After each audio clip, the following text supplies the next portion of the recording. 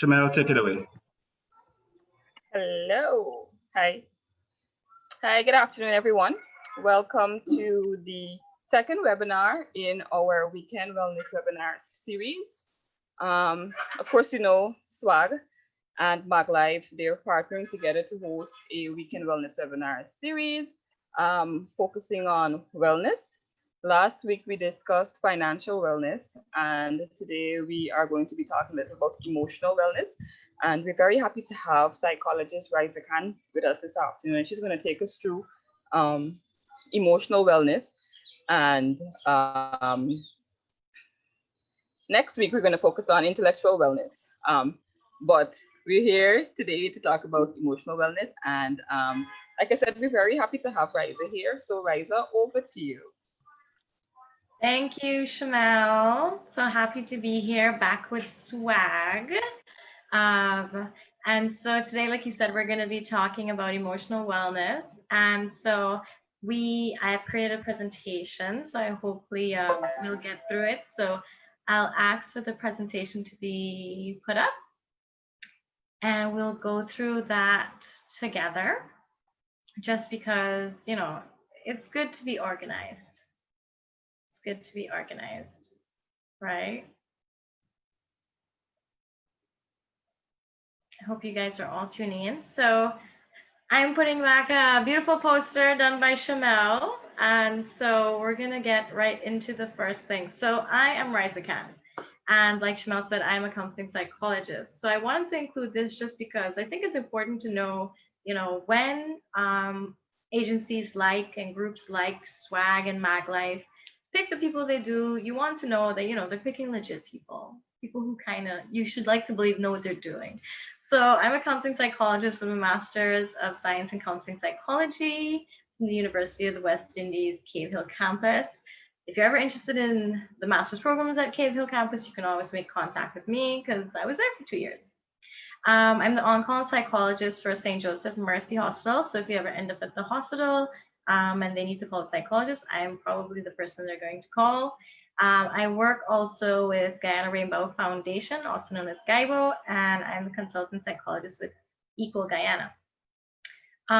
Most of the time, I am working with clients through Anira Counseling and Psychological Services, which is my baby organization business.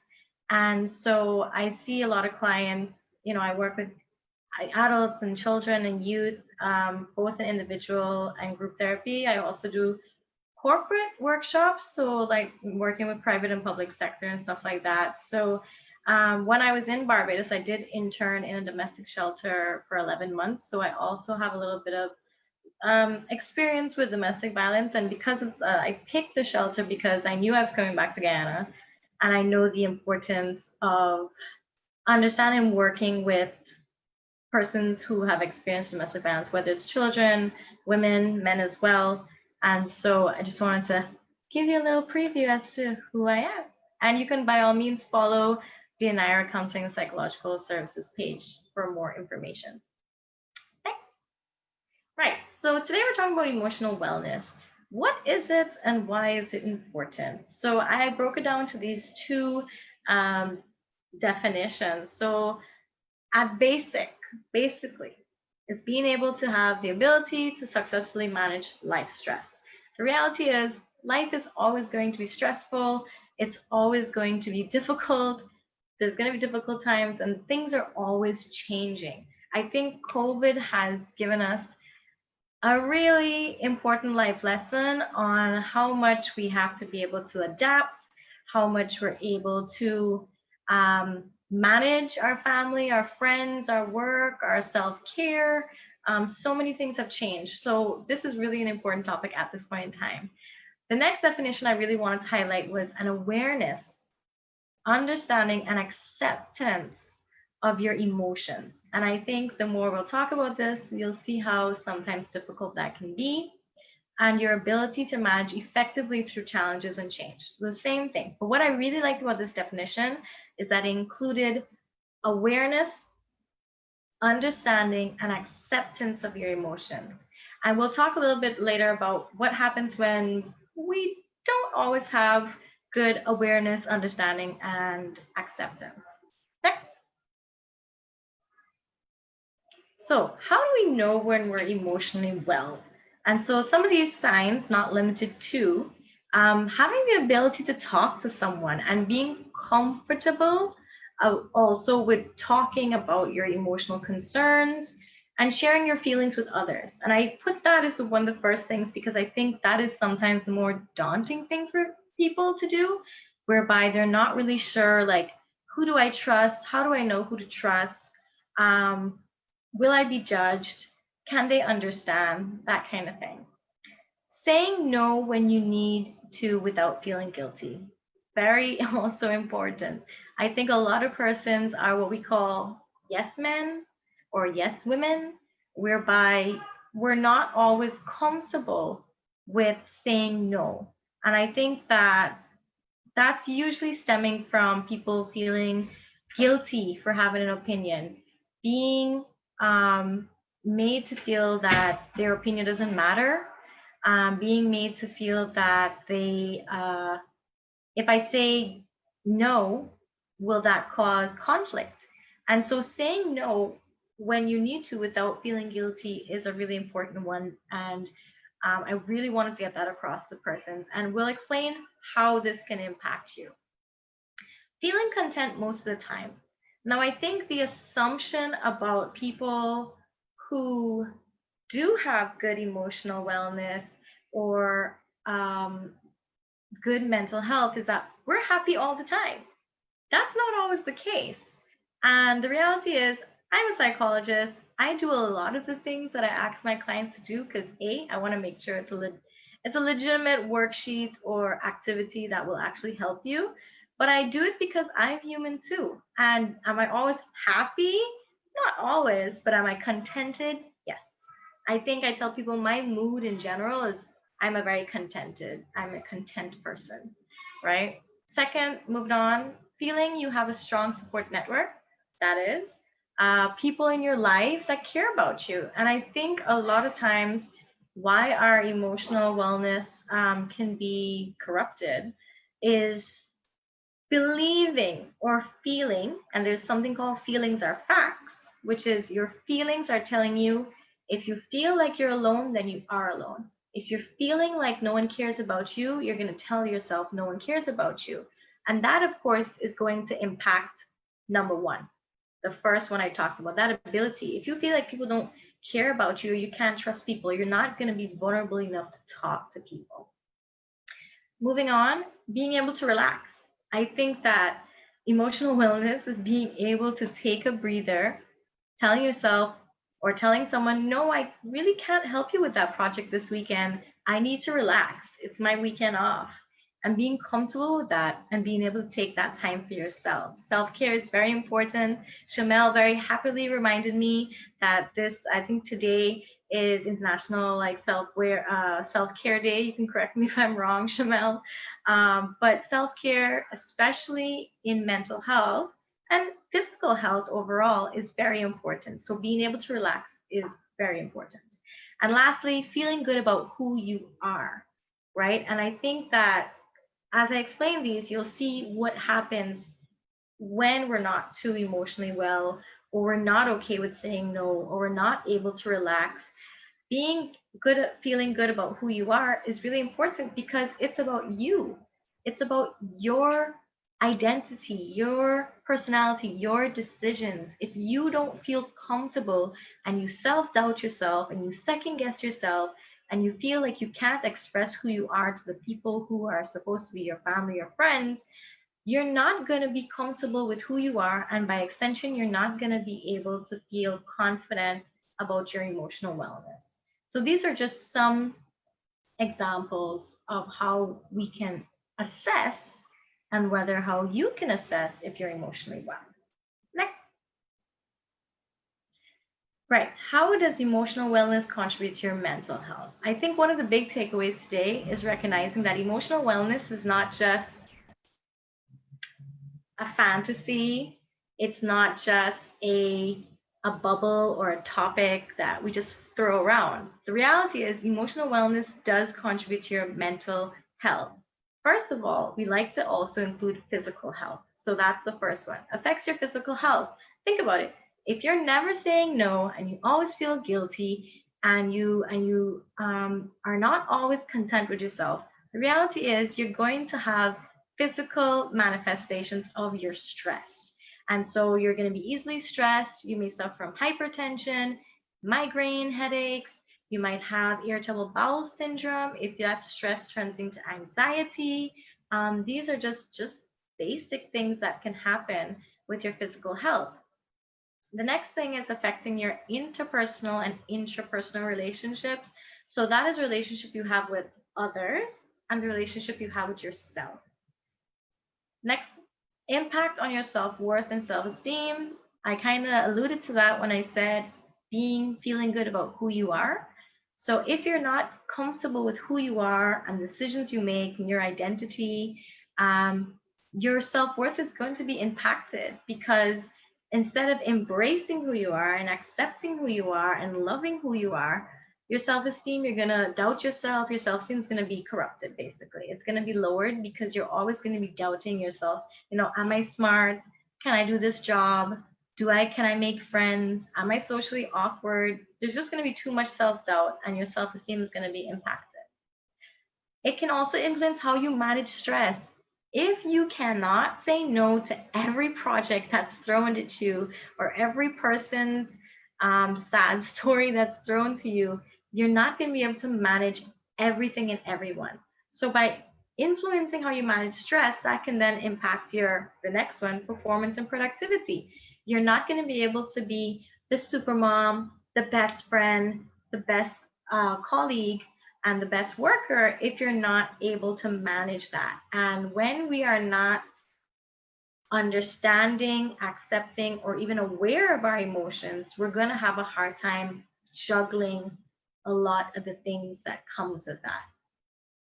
And lastly, can increase. I'm not saying it will happen, but it can increase your likelihood of experiencing depression, anxiety, stress, poor body image, because of course, if your physical health is impacted, you may also could develop issues with your body image issues, eating. This can also lead to things like grief and loss. And not just we're talking about loss of a job because you performed badly, because you were too insecure about what you're good at.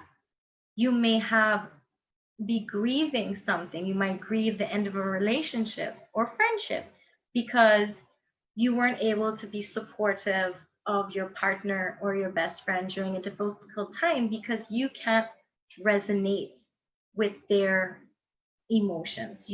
Because you put up that wall to say, well, I am not good with emotional stuff or emotional wellness.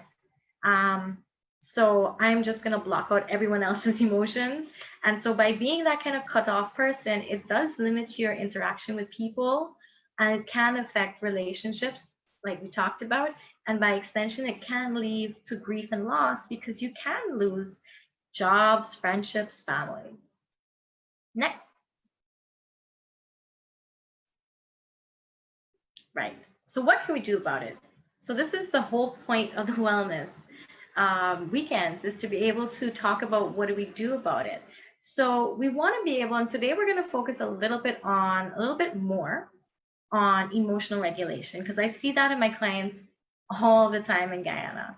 Emotional regulation is basically learning coping mechanisms to manage your emotions that can help you respond to instead of reacting to upsetting situations.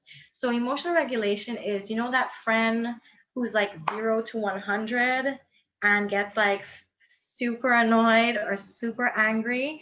Yeah, that person, they're not regulating their emotions. The person who gets really possessive or really upset about the simplest things, or has like super highs and then super lows, I mean, that can be an indication of other mental health stuff, but at baseline, they may not be able to regulate their emotions. Now, coping strategies, so learning coping strategies to manage this. And I've included just a few, right? So there are coping strategies like meditation, which we see a lot in mindfulness, which we'll talk about just now, mindfulness theory, and DBT. DBT is dialectic behavioral therapy. It's the cousin of CBT, cognitive behavioral therapy, which is what a lot of new psychologists, including myself, we use a lot of it. So we encourage people to do meditation. You need to be able to calm down. You cannot assess and process what you're feeling if your emotions are completely through the roof, right? So we want you to calm down. We encourage people, if you're like me and you probably can't sit still for 10 minutes, by all means, try out guided meditations. They're on YouTube. You can find guided meditations for many things. We encourage people to journal. Journaling is very crucial, very much a part of the process of managing emotions and managing life's challenges in general. Shamal says deep breathing is also amazing. Yes to guided meditations. Thank you, Shamal. Right? So we want people to, and I mean, I can explain the physiologically what happens when you're deep breathing, but to finish with the journaling, yeah, the journaling is a huge part of therapy. And it's a huge part of being able to process what's happening. It doesn't have to be like Dear Diary. It could literally be, I felt this today, I thought this today, and I didn't like that these things happen. It can be simply a reflection of the day. It doesn't have to be something too deep rooted. You may not have the skill set for that, and that's okay. And that's why you need to see the last one, talk to a therapist, right? So sometimes people start journaling and they're like, oh, this is kind of helping, but I want someone to process these thoughts with. And you want to be able to talk to a therapist because you know what? We're objective. We don't know you. We're not emotionally attached to you. We're not going to, tell you what you want to hear. We're going to tell you what, is in your best interest as an objective person. Of course, listening to music, as Chanel said, deep breathing. Even if you don't want to meditate, there's a technique we call 4-4-4. So just remember 4-4-4. And it's breathe in for 4, hold for 4, release for 4. And that's the one of the most basic breathing techniques you can use. And what's that actually doing is when you slow down your breath, you actually slow down things like, the oxygenation of, blood going to your heart. And it actually kind of slows down your heart when you're in a panic. And so then once your heart kind of goes down to a natural place, this especially is helpful during panic attacks and anxiety attacks, that if you do that, then you can actually slow down the thoughts, the rapid firing of thoughts in your brain. And so deep breathing or just 4-4-4 can be a huge lifesaver when faced with panic attacks and stuff and stress in general. Shamal says in a society like ours, that stigmatizes the mere thought of wanting to talk to someone. How do we, let me check it. How do we get more people to want to speak to someone? That's a great question. And I think that in Guyana, word of mouth is probably one of the easier ways. I have a former client who has probably recommended me to like 20 odd people. And of the 20 odd people, like 15 have come. So it does come down to a lot of times normalizing therapy, making it a topic of discussion in a positive way, even if people don't always agree with it. Being that person who's brave enough to write a post about today I went to therapy and I met a great therapist and they were very helpful and I'm starting on my journey, a simple post like that can be really helpful in breaking the silence that has to do with mental health. Okay. I had a question here. What are some other coping mechanisms or self-care activities that we can do for our emotional wellness? Shamel talked about deep breaths, guided meditation. I know a lot of people listen to music. A lot of people use a lot of Netflix binging. I have my opinions about that. So you just be mindful when we're binging on Netflix, because sometimes we use it a lot of time as a distraction, yeah, and a coping mechanism. That's not a problem. But sometimes when we kind of get to a point where we're not even paying attention anymore, we're using it just as like a white noise behind us, it becomes possibly a negative coping mechanism because we're not actually engaging with the activity. Shamel just said adult coloring books. That's a huge deal. I used to have those in my dorm when I used to be a residence assistant in UE in Barbados. And I would have one or two, and my residents would come in and they'd be stressed and they want to talk to somebody. And they knew I was a psychologist in training. And they would come and talk to me, and I would give them like a pack of like markers, and they would sit there and talk. They don't have to look at me. And they would sit there and color, and then by the end of like the hour and a half, whatever, however long they stayed, I would let them sign like their initials and then a date. And so if they didn't finish it, they can come back and they could see where they left off and continue. It was really, really good. I really enjoyed that. Jamel also added in here not just journaling, but also writing and short story and poetry. I think there are theories, full theories. It's called narrative theory, narrative therapy that comes from narrative theory. And it actually believes in it's cathartic for clients to sit down and write stories and poetry and be the narrator of their life. And this comes in very handy with persons who've been through trauma, because a lot of times the ending or the event itself was not in our control. And so by narrating the story, you're kind of taking back control of certain details. And we also sometimes encourage clients to write an alternative ending. How would we have preferred the ending to be, or how would we have preferred the situation to be resolved if it was ever resolved? And so narrative therapy is very healthy for many people and very helpful for many people. Next. So of course I continued.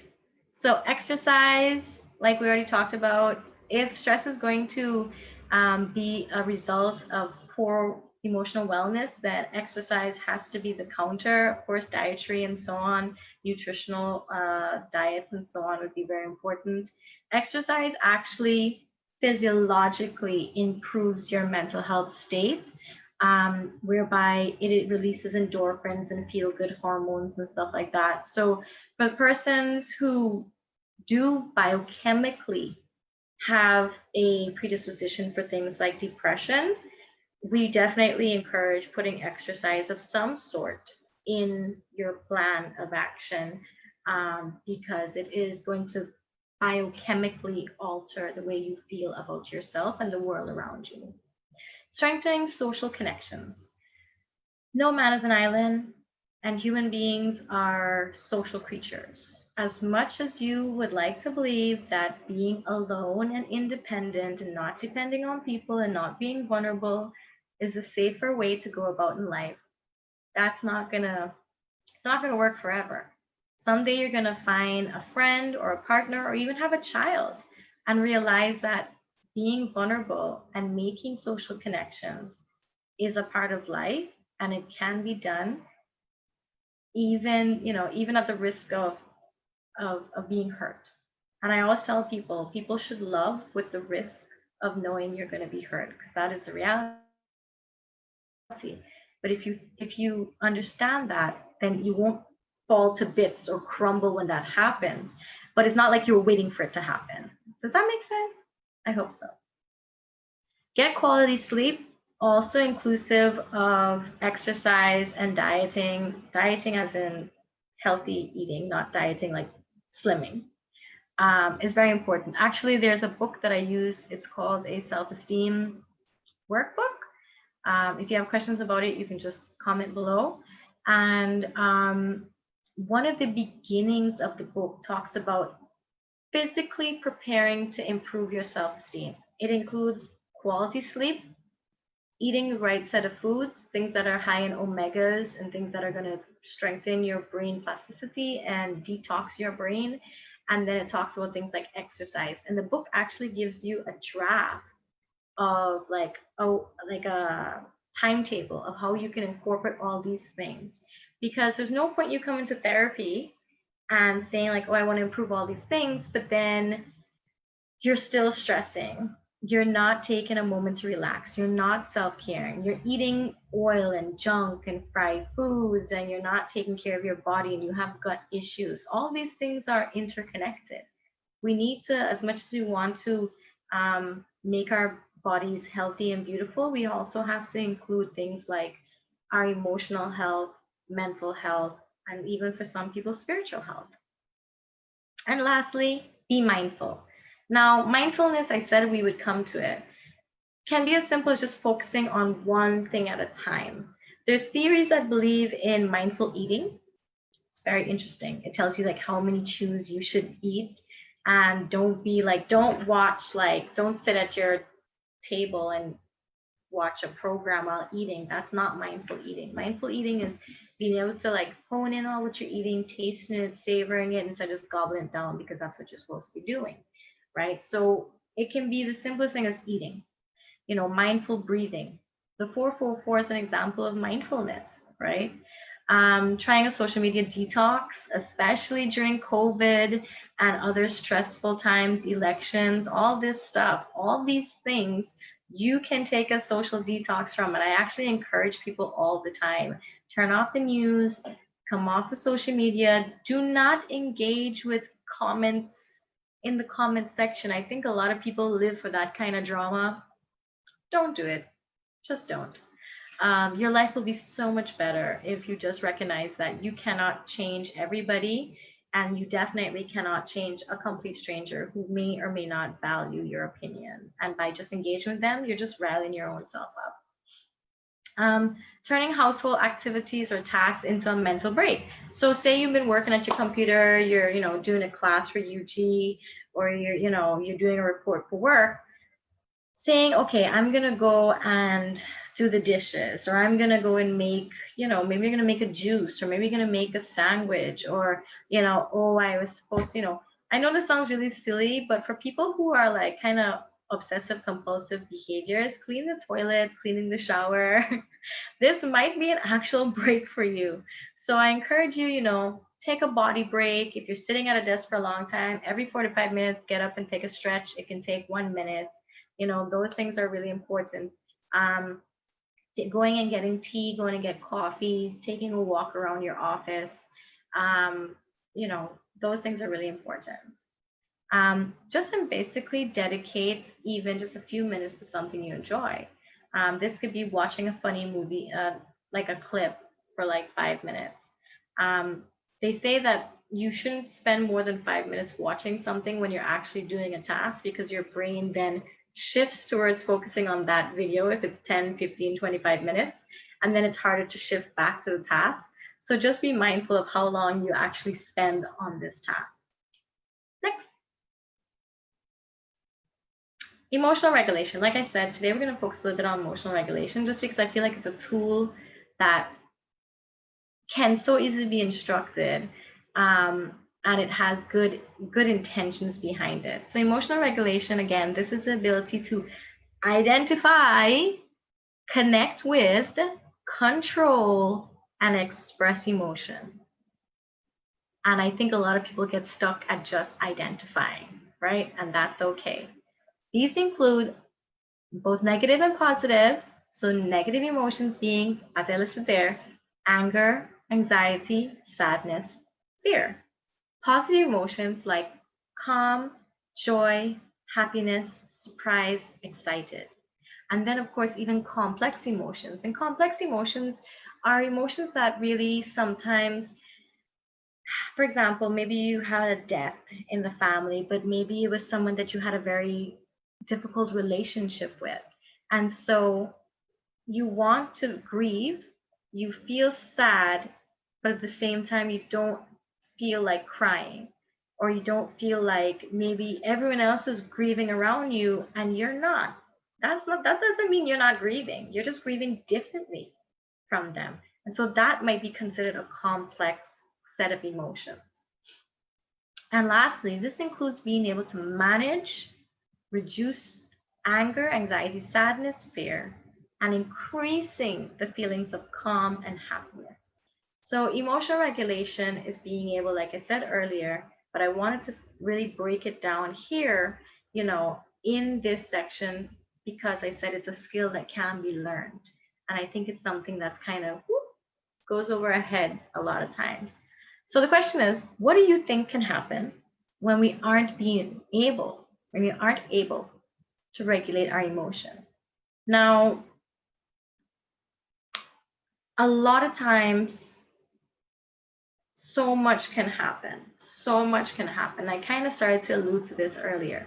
Shamel made a comment, fractured relationships and friendships. Remember that example of where your friend needs support, but you're emotionally disconnected because you can't identify or connect with even their emotions because you haven't done that with your emotions. So, of course, you're not going to be able to have healthy relationships and friendships, right? So, we do see the tendency of, like Shamel said, fractured friendships and relationships. And so, this becomes an ongoing challenge. Think of one of those friends who constantly, you might have a very up and down relationship with them, up and down, especially when it comes to emotional things. There might be a likelihood that that person is really not good at regulating their emotions. And the reality is, it needs to be addressed. We can't just be insensitive and be like, oh gosh, man, why you gotta be so angry, so dramatic, so sensitive? They're probably dramatic and sensitive for a reason because they're probably in denial and have been fighting. The reality is we need to have emotions to function to some degree. And the reality is people fight emotions so bad, so hard because they may have been exposed to only negative emotions growing up. So when they get into a space or a friendship or relationship where you think positive emotions will come, they're in denial of even positive emotions because I tell people, think of your emotions as walking into like a castle, right? Say you're standing outside of the castle, and once you close those doors, you close them because you want to protect. Think of protecting the castle. You're the castle, and there's these big doors. When you close those doors, the fort, to protect the castle, you not only block out harm and fear and sadness and vulnerability, you also block out positivity, happiness, joy, excitement. And the reality is, with vulnerability, there can actually be positives. Like I said, love, like that someone could hurt you and still love people, still do things in your best ability. So that's an example of how you can be impacted if you can't regulate your emotions. Next. Of course, I have examples. So the reality is, what happens is you become uncomfortable with your own emotions and by extension, other people's emotions. You will more than likely, like I said, denial and suppress your emotions or feelings, which can lead to further suffering, further distress. If you're going to be in denial about you having an anger issue or being emotionally sensitive, more than likely, you're going to, I just realized I was like, all you guys are seeing is the spreadsheet. Sorry. Right. So you're going to be in denial of these emotions. And by doing so, you're not listening to your gut. When you have a panic attack, what your system is saying is, hey, you human, listen to what your body is telling you. Right now, something is making you very uncomfortable.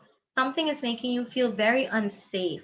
Something is very distressing and you need to leave, get away, run, whatever it is. And that is our flight or fight response to a trigger.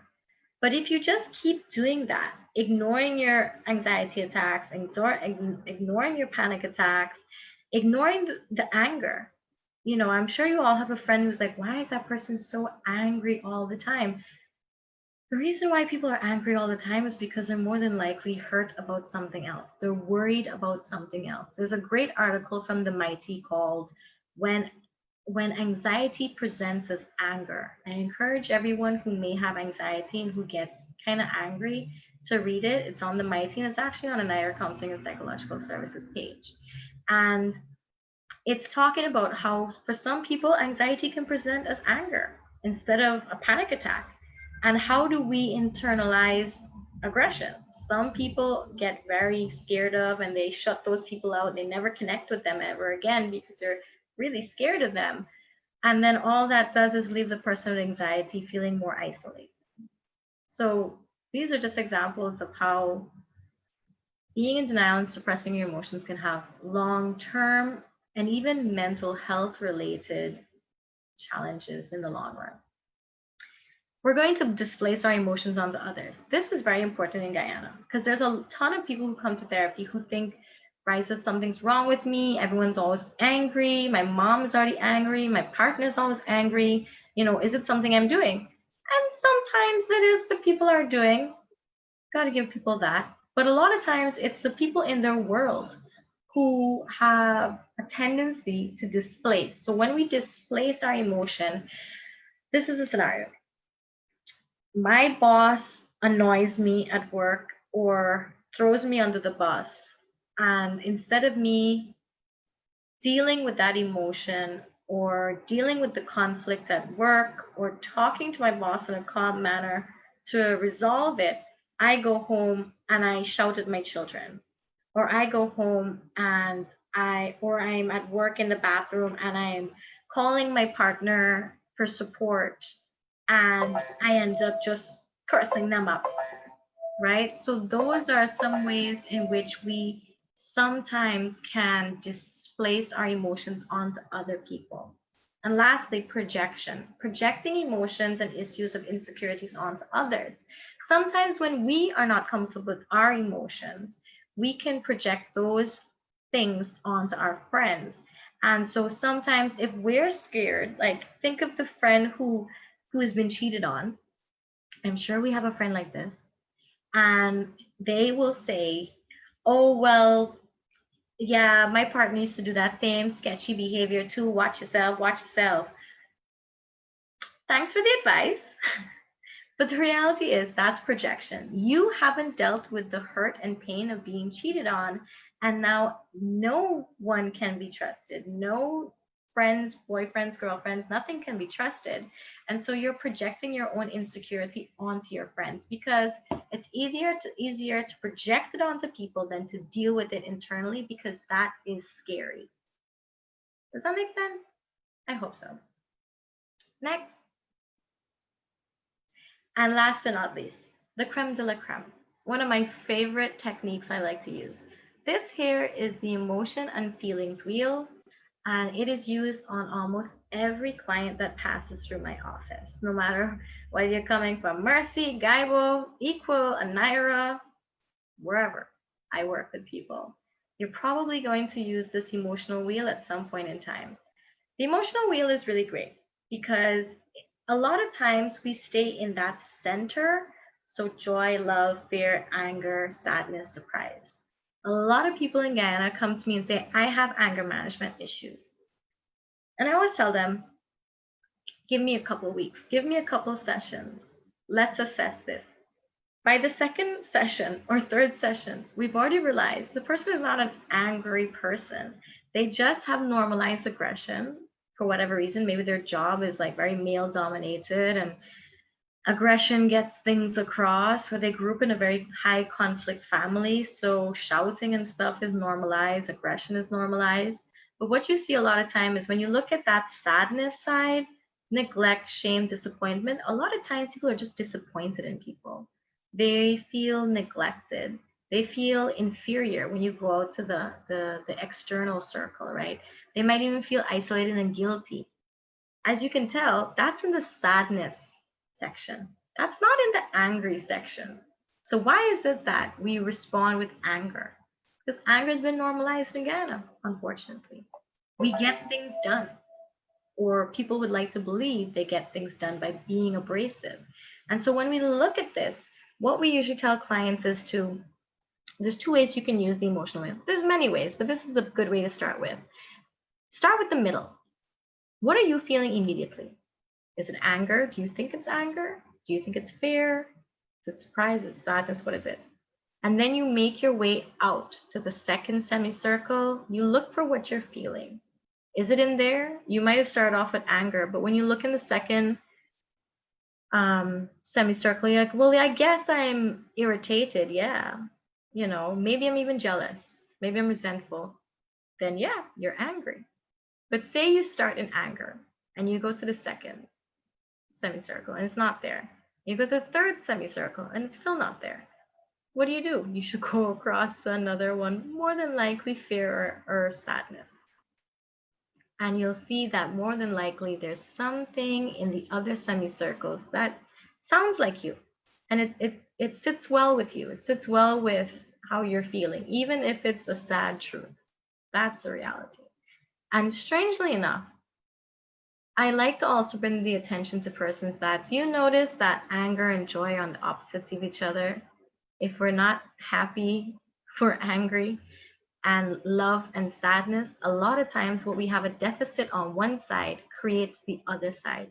So if you look at love, if we're missing tenderness, caring, we don't feel cared for, we don't feel like desire, we don't feel like we're longing, we don't feel affection, we're going to sometimes feel disappointed, neglected, guilty, isolated. And so there's a reason they're on opposites, because the reality is they are intertwined. What we miss with one, we gain with another. That's just the reality. And the same thing for fear and surprise. I always make a joke about this with my clients. They're like, how is fear and surprise on the opposite side? I said, have you ever been to a surprise party for yourself and you were either super excited and surprised or you were freaked out? That's how I look at it.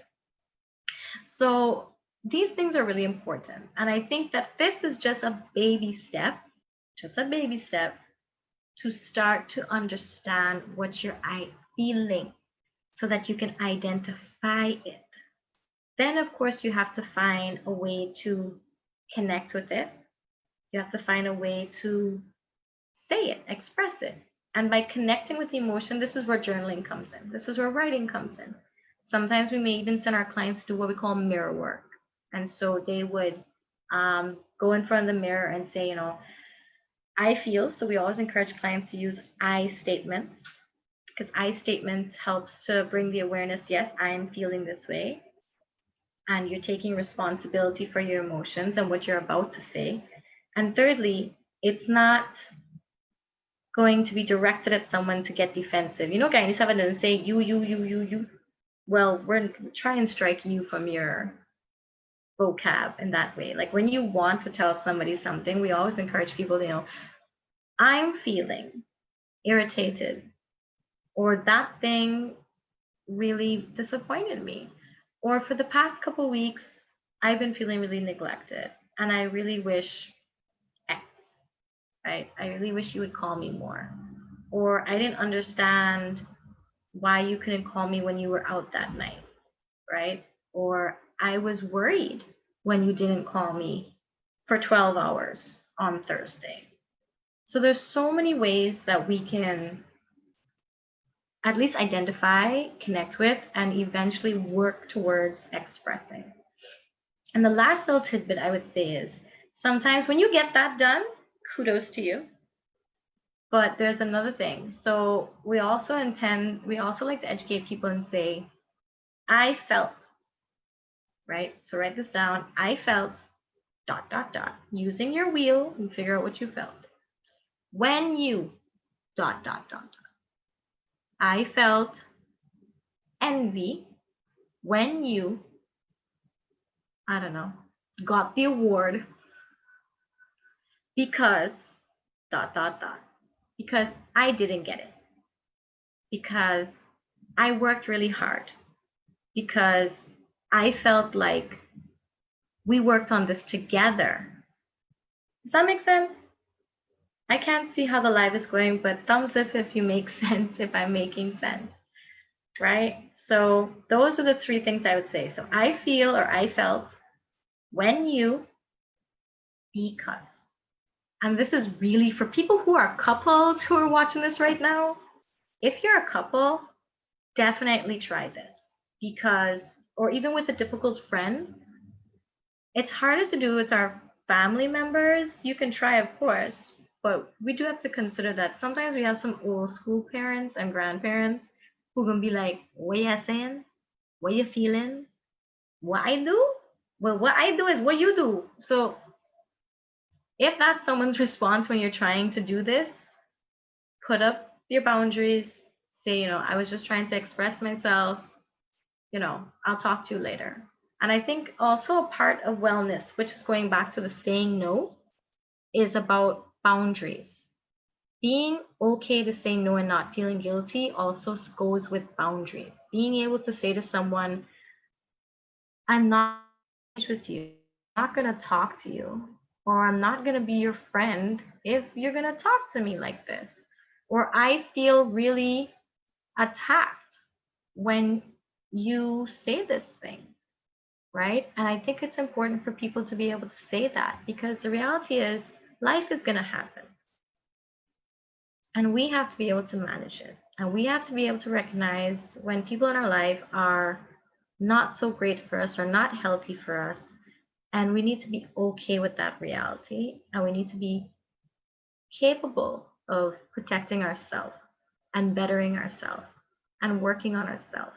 And sometimes that means doing it without people who came along the journey. And I just wanted to share that little tidbit with you guys. And knowing that change is not terrible, but it is important to know how to manage change. And today's topic on emotional wellness is so important at this point in time with COVID and all the other things happening.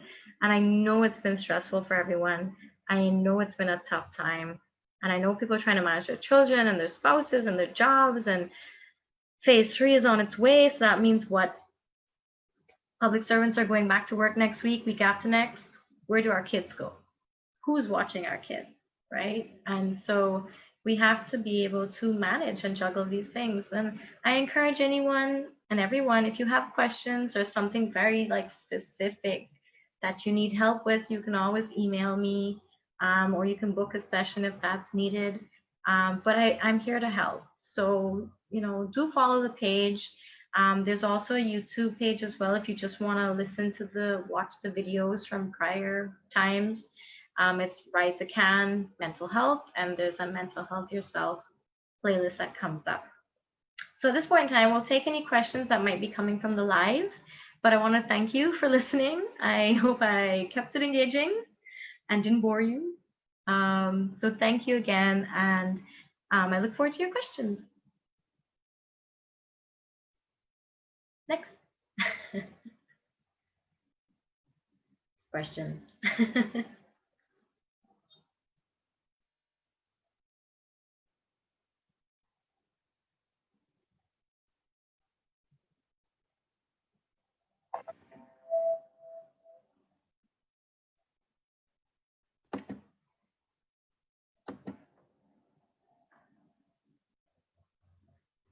Shamel or Joelle, do you guys see anything there?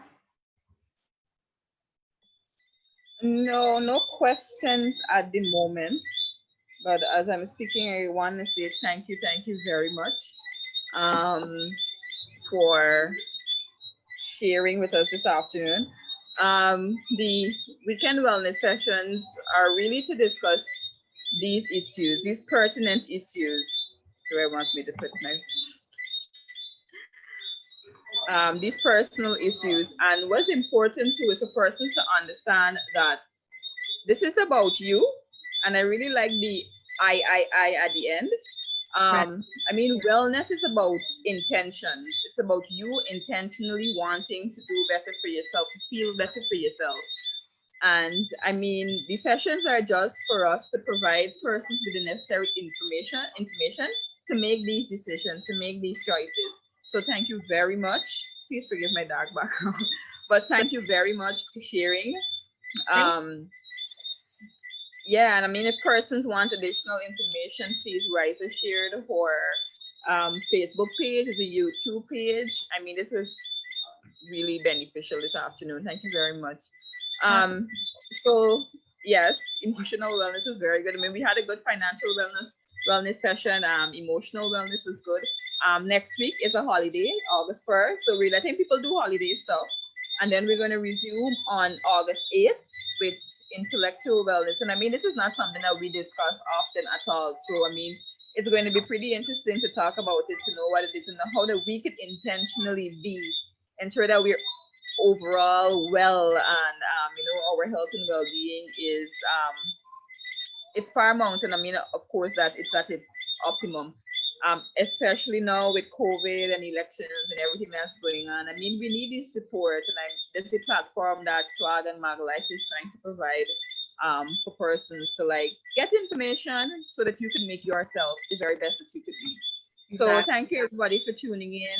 We're going to be sharing the video on Facebook. It's up on Swag. Mag Life is also going to be sharing it. So I mean, if you missed it, you still have an opportunity to really get hold of the information and use it. So Right. thank you all very much. Thank Yeah. you very much, No Liza. excuses. There's too Yes, much technology in the world to say, I don't know where to move on from here. You know, precisely. Yes. So thank you. I always tell my clients, when you get stuck in your emotion, always ask yourself, what can I do about it? Or what do I do about it? And Yeah. that starts getting the brain when we talk about emotional, intellectual, cognitive wellness. Right. Right. That you gotta keep the wheels moving, man. Precisely. And you always want to do better and be better for yourself. Yes. So thank Right. you very much. Thank you guys. I look forward Yes. to helping you out another day. Always happy to have Right. a swag and Mag Life. Thank you, Yes. Shamel, for Yes, inviting today me. was actually International Self-Care Day, and Mag Life did an entire post about self-care, about the International Day, and about self-care generally. So I mean, guys can also check out Mag Life's post about self-care, International Self-Care Day. Thank you. Yeah. Yes, Thank Shamel. you. I said it and I was like, oh, Shamel will correct me. Yeah. So thank you. Thank you, guys. Good And enjoy your night. evening, everyone. Yes. Good weekend. Be safe. Don't Yes. drink, You drive. too. Get home before curfew. Yes. Thank you.